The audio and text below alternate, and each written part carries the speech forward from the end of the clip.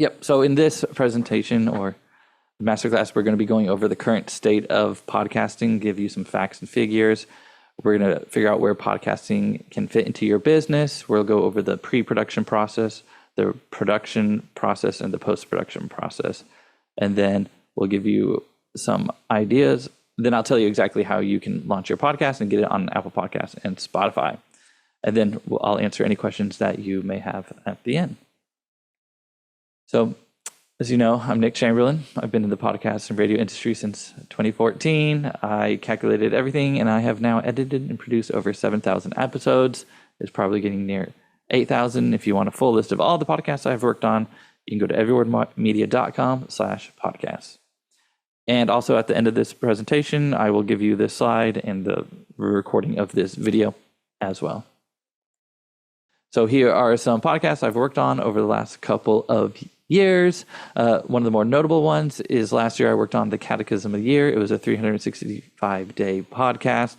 And when it was published, it was number 2 on Spotify. And the rest are really fun to listen to. The full list, you can go to everywordmedia.com/podcasts. So the current state of podcasting, I got this data at the end of February, so it's pretty up to date. There are currently over 500 million podcast listeners in the world. There are an estimated of 4.3 million podcasts on the podcast platforms. In the US alone, there's around 100 million listeners, and the average American listens to about 8 podcasts per week. And as we can see here on the right, the podcast industry and listenership, it continues to grow year after year. So that's another good thing. Right now, Podcast Index, they say they keep it the most updated record. They say there's 4.1 million podcasts currently. But then if you take a look at Listen Notes, they say there's around 3.2 million. And that the other websites are just, the data is a little off because they include podcasts that are no longer uploaded, and they also contain non-audio contents in their RSS feed, because you can have multiple kinds of RSS feeds with email or whatnot. So still around 3 to 4 million podcasts. Compare that to blogs. There's 600 million blogs on the internet. So podcasting is still coming up. It's still a new space, and it's growing. And yep, a lot of people on the internet, billions of people, 1.9 billion of people are looking at the blogs, and around 5 billion people on the internet. But that still leaves out a couple billion of people not on the internet, which is still crazy. So YouTube has around 114 million active channels, but then there are about 122 million active daily users. So a lot of users on YouTube. So it's important to also try to get your podcast onto YouTube. So we're going to go over 4 different kinds of podcasts that you can use for your business. The first one we're going to go over is the branded podcast. Basically, this one builds your brand awareness. You will tell stories or share info that fits with your brand, and you share what it's all about. The goal of this podcast isn't to sell stuff right away, but to make people aware of the brand and what it stands for. The goal is to create a popular show that exposes more people to your brand. This is best for businesses already with a following or a good size email list. The next one is the value-driven lead nurture podcast. This allows you to provide value, gain trust, and to promote your offer or services. Every episode is crafted to tackle a specific issue that your ideal customer faces. It's about keeping those potential customers coming back for more each week because they find real value in what you're sharing. Think of each episode as a mini lead magnet that not only solves problems, but also guides listeners to your main free resource or into the next step of your sales process. It's a strategic way to provide value, build trust, and introduce your offerings without being too pushy. So you're attracting clients rather than going out and trying to get them. So another one is the sales podcast. This is more of a discovery call where you identify your ideal client, you research their background, understand their challenges, and then you invite them to be on your guest as a on your podcast to be a guest expert. During the interview, you'll ask questions that reveal their struggles and past attempts at solutions that you're offering. And of course, you'll foster a stronger connection and understanding about them. And after establishing trust through the interview, you can smoothly introduce your offer and guide them towards a sales call for a more detailed discussion. And the last one I'm going to go over is the networking podcast. So this is going to help you to grow your network and to make connections. These podcasts give you the chance to sit down and have conversations with individuals you normally wouldn't be able to. And each episode also benefits you because you're able to expand your knowledge and your network by connecting with new experts and thought leaders in your industry. It's a smart way to learn from others while also building valuable relationships. But for businesses just starting off and for those with offering a service, I do recommend the value-driven Lead Nurture podcast. It's a great way to build an audience. It's great for repurposing episodes and creating similar pieces of content on other social media platforms. And it highlights you as a host as the expert. And of course, it attracts your ideal client to you. Now, looking at a podcast as a broad overall strategy for your business. First, for your business, you're going to create awareness for your business either through utilize paid or you're going to utilize either paid or earned media. You're going to implement your cold and warm outreach strategies. And then when you have those engaged leads, you're going to want to bring them into your podcast ecosystem to get them into loyal listeners. Because then when they're listening week after week, you can prompt the listeners to go to your free resource or to have access to your community. You can introduce low priced offers. It is basically leading people to the next step. So you engage lead to the podcast, you nurture them week after week, and then you lead them deeper into the sales process where you can present the right offer at the right time. So when you're going through and planning your podcast, your main thing is to identify what's your main goal and purpose of your podcast. Is it to increase revenue for your business, enhance overall awareness, build an audience, boost a brand, create a community?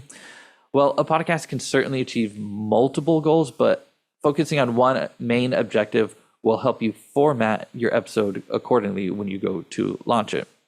And remember, having podcasts is not just an extra, it's a valuable asset that can significantly elevate your brand's reputation and visibility. So, some more questions to answer when you're planning your podcast. What will your podcast be about? What will your listeners gain after listening? Who is your target audience? What topics, themes, and ideas will you be discussing? It's important to understand what your audience truly wants to hear before you launch it. You don't want to launch a podcast that no one wants to listen to. So it's also important to do some market research of your ideal client and or audience and just kind of understand what do they want to hear. So also when you're planning your podcast, you're going to have to decide which category do you want to be in. Do you want to be in the arts, the business, education, health and wellness, news? There's about 26 different categories, 20 different categories to choose from, more than that. And each category has subcategories. So, and I will give you this link as well, so you'll be able to click here and to look at them. So when you're planning your podcast, make sure you choose which genre you want to be in. And when you're planning your podcast, you're going to decide, well, what kind of style of podcast do I want? Do I want it to be a solo podcast where it's just me talking? Do you want to be interviewing a guest? Do you want to have more of a narrative where you're sharing stories throughout and it's the host just commenting and about a story? It's a little more in depth with editing and production. Or you could have a current events and news commentary show. And another one is a panel discussion. Are you going to have 3 or more people and just talk about a certain topic? Each one goes, it depends on the goal of your podcast, and which will help you then decide on what kind of style you want to use. So when you're planning your podcast, brainstorm ideas of content using content buckets. Pick your 3 to 5 main ideas that you will be talking about, and under each theme, write about 10 ideas under each theme. So if you write down 10 ideas under 5 main themes, you're going to have a year's worth of content, so 50 episodes. ready to go. And you can do that in about 30 minutes or less. And of course, you want to create some sort of project management system. You can use Google Sheets, ClickUp, Asana, Monday. Make sure you create a content calendar and either do batch recording or weekly recording, and just choose what works with you and in your lifestyle. And next up, we were talking about naming your podcast. When you think you have a name, go to the Apple Podcast and Spotify and see if the name already exists. Is the name easy to spell? Is it easy to say? Is the .com available? And is the name available on all your ideal social media platforms? You want to have the main name. You don't want to have your podcast name with numbers or anything associated with it on your social media. It's because you want people to be able to find it very easily. And then another part about planning your podcast is designing your show art. And will you be doing it yourself? Will you be hiring a graphic designer? You need to plan for that. And then another great way to come up with ideas is go to your category, look at the top 10 to 50 shows, like number shows, and then scroll through them and see which one catches your eye. And then pick about 10 or 5 to 10, put them in a spreadsheet, and then pick your top 3 and then recreate a podcast art show that's going to match your brand and your show style. Or you can do it yourself or send it to your graphic designer to design a few. And also, when you're planning your podcast, you're going to want to create an introduction to it. You're going to write a short, evergreen introduction that they can place at the beginning of each episode. In this, you're going to talk about what the podcast is about, who it is for, and why they should listen. And of course, you want to make this short because people want to get into the meat of the content. But people also want to know what this podcast is about and how it's going to be valuable for them. And you can decide, do you as a host want to have it pre-recorded? Do you want to read it live? Or do you want to hire someone to do a professional voiceover of the introduction? Some things to think about. And then you can do the same thing with creating an outro. And of course, in your outro, you can have a call to action, such as downloading a free resource, leave some reviews, share on your social media, take a screenshot and have them share that on your social media. Whatever action you want your listener to take, feel free to put that into your outro. And so when you're planning your episode, here is a typical outline. Of course, you can do whatever you want, and it's a very versatile medium. So a typical outline for a show is you have your pre-roll, announcement, advertisements, if you want to do this, and then you go into your hook to grab people's attention. Then you can go into the podcast introduction, what the podcast is all about, and then you go lead into the episode introduction of what you're exactly going to be talking about in the episode. And you get into your main content. In the middle of the main content, you can have a mid-roll for a sponsor or some kind of announcement. And a host-read mid-roll is going to be the most valuable if you have a sponsor. And you can charge the most for that spot right there. And then at the end, you could have an episode recap, some insight gain, some kind of overall conclusion. Some people like to do a fun little outro sequence, whatever you want to do. And then you can have your call to action. You can place your call to action anywhere you want in your episode. And then an outro. And then after the outro, you can have a post roll as well. So some tips. You want to limit the chance of listeners picking up the phone to fast forward through sections. So if you have long promos, especially anywhere in, if your content is not really engaging and you have a promo, then people are going to pick up the phone to fast forward it, or they might just swipe out of the podcast and go onto a more engaging social media platform. So the goal of the podcast is to create binge-worthy episodes where the listeners will keep moving from one episode to the other. So also a quick outro that leads straight into the beginning of the next episode is ideal. So keep intros and outros short and to the point. Alrighty, now we're going to get into recording the podcast. You're going to decide, okay, am I going to be recording in person or am I going to be recording virtually? And this will help you to determine which kind of equipment and software that you will need. And then we'll talk about, or do you want in-house versus studio? So if it's in-house, you can get all the equipment and you can record whenever you want. But then you're dealing with all the equipment. If you want to do studio rental, then you're dealing with studio time, but you don't have to deal with room lighting, cameras, or microphones or setups. You just go in to record. But with that, yeah, so those are just some options that you could use for recording.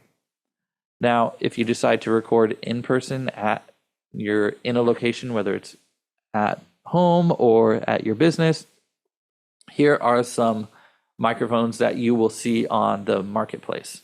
You'll see a dynamic, you'll see condensers, shotguns, and lavaliers.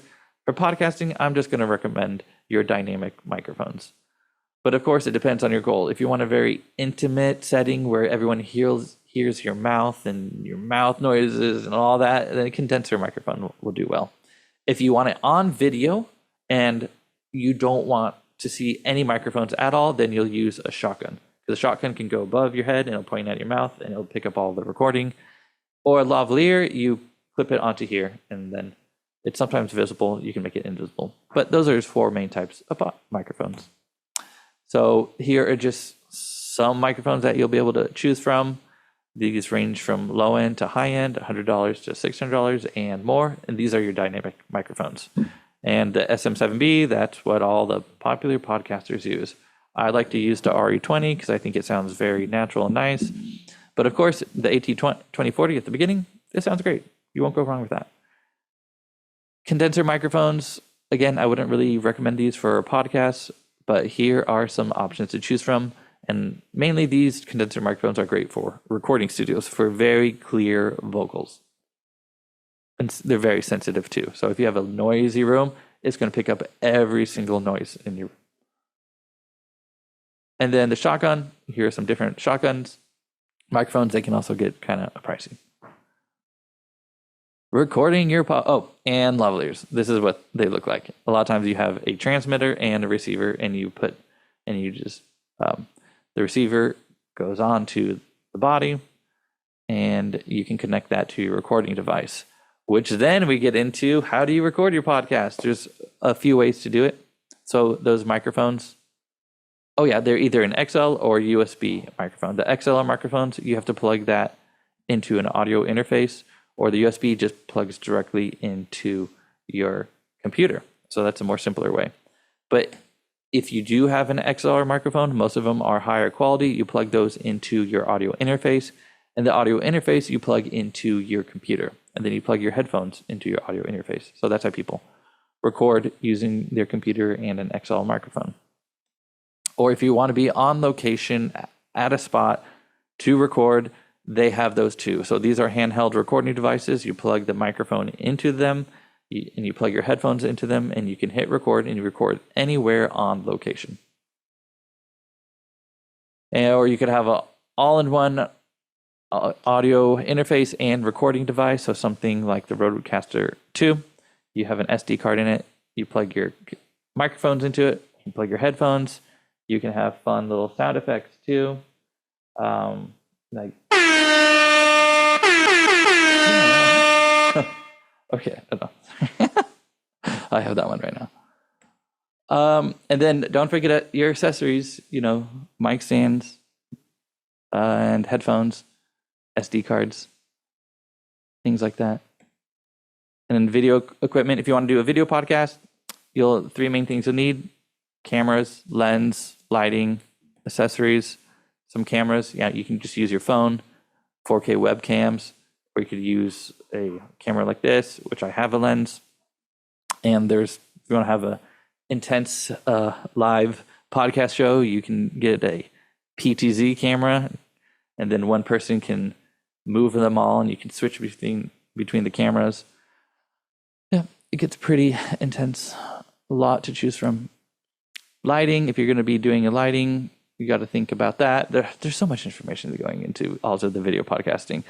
I could have an entire presentation on the lighting. You could have, right now I have a key light, and I have a backlight, and you can see it on my head. I think 2 is fine, or 1 is perfectly fine. Just something to think about. You got to think about HDMI cables, cam link cables, connecting your camera to the computer. Right now, that's what I have, and I just selected this camera instead of my built-in webcam. Recording software. So when you're going to record your podcast, if you're not using the portable recording device, you can use your computer software. So some great examples: Riverside, StreamYard, Adobe Audition, Pro Tools, your phone. If you Google online podcast recording, there are actually a bunch. And it depends on the goal of your podcast, which then will help you decide which recording software you want to use. And then when you're going to pick music, you need royalty-free music, especially if you're going to be putting it onto YouTube, because you will be flagged and the audio will be stripped. Some great subscription services is Artlist.io, Soundstripe, Epidemic Sounds, Premium Deep Beat. They all have their own contract, so you got to make sure that you look at the fine print. I like Artlist because as soon as I have an Artlist subscription, any song that I have that I have during the subscription, I will be able to use even when the subscription is gone. But Epidemic Sounds or Soundstripe, I forget which one, as soon as you end your subscription, you no longer have the rights to that song at all. And it could be very problematic, especially if you have a podcast, you have 50 episodes with the one song, you stop the subscription, and now you can't have any of the music on any of the episodes. Or you could create your own music or hire a composer for custom music. So the post-production process, so got the recording, recorded, and now you get into what do we do with the files afterwards. So you're going to be doing the editing. This is where you format it, you remove any clicks, pops, weird things, and you format into the show that you want. And so the mixing process is when you add all the musical elements, sound effects, and then you get everything to the volume that you want. And then mastering is just basically you have all the voices, all of the sound effects, all the music, and then you export them, bounce them down, mix them down, there's a lot of terms for it, into one new stereo audio file. And then you need to make that file -16 LUFS. And that's the file that you then upload to your hosting site to publish, which we'll get into. And Apple Podcast requires that the final MP3 is a stereo 44.1 kilohertz, at least 128 kilobytes, and 16-bit file. Very technical. And the loudness, they recommend -16 LUFS with a true peak at -1 dB. Alrighty. So some software and tools for editing your podcast. Adobe Audition, you can do anything you want on it. Descript, it's very user-friendly. You edit through text-based, and Pro Tools, it's the professional version, but those are the three main ones that people are using today to edit their podcast. And next up, so when you're doing this, are you going to be doing it yourself, or are you going to be hiring professional editing services? So if you're more of a hobby podcast looking to create a community, not generate income, and you have a strong desire, then the DIY approach is for you. If you're going the professional editing services way, then this is great for those who are considering podcasting to generate leads and brand awareness, and that you may want to consider hiring editing service to help you. You can find those through Fiverr or Upwork. So in Fiverr, you go through the list of freelancers and you choose one to work with. Upwork, you post a job and all the freelancers apply to the job. Or you look for a full service media production company, and editing is just part of the process of launching your podcast. They each have their pros and cons, but you can just pick the one that best supports you and your goal of your podcast. So publishing your podcast. All right, now you have the final file ready to go. You need to upload your completed file to a hosting service, because this hosting service will create your RSS feed that Apple Podcasts and Spotify need, and then you'll submit that feed to Apple Podcasts or Spotify. Those are the two main ones to choose from, and now there's YouTube Music also, where you can submit your RSS feed, Amazon Music. If you type in, there's a bunch of different platforms, but those main four ones are the ones to choose from. And some examples of hosting providers, you have Spotify for podcasters. Spotify acquired Anchor, so it's actually a free service. So if you want a free hosting, Spotify for podcasters. If you want Buzzsprout, Libsyn, co-hosting, Megaphone, they have more features for analytics and dynamic ad insertion and things like that. So it depends on your goal of your podcast and what you want, what you need. They all offer different services and benefits. So when you go to publish your podcast, I'm not going to go through detail. This is how you do it. For Apple Podcasts, there's a system. For Spotify, there's a system. For Amazon, there's a system. For YouTube, there's a system on how to do it. And I'm going to give you the side so you can just follow along. So episode data, this is fun to know. This is according to Buzzsprout. So this data is based on 123,000 episodes within their hosting platform. But this also is very accurate from my personal experience from working with podcasts over the years. If your podcast gets more than 32 downloads within 7 days, you're in the top 50% of all podcasts. If it gets more than 121 downloads, you're in the top 25% of all podcasts. If you get that more than 478, you're in the top 10. If you get that more than 1,100, you're in the top 5%. And if you get more than 5,000 downloads, you're in the top 1% of all podcasts within the first 7 days. So if you see people are like, I'm in the top 25% podcasts, because their show gets like 100 downloads. But if they say in their top 10%, it's more than 500. So now that will help you to understand where people are also at. So when it comes to podcasts, one podcast episode can become a blog post, an Instagram reel, a TikTok video, a social media post, a YouTube video, YouTube short, and an email to your list. It's a very repurposeful medium of content. And any medium can become one podcast. So if you have a live stream, it becomes a podcast episode, a webinar, a live talk, a YouTube video, a coaching call, a case study. Any of these things, you strip the audio and you can turn that into a podcast episode. Let's see. Some additional tools you can use in your podcast production. You can use Cast Magic. It creates a transcription of your podcast, and then it creates AI prompts. It'll create all the written pieces that you need: titles, descriptions, timestamps, Twitter feed, stuff like that. Opus Clips, you put in your YouTube video, it'll create all these different reels for you. And Autopod, if you're doing podcast editing in Adobe Premiere, it will chop up the podcast for you in real time.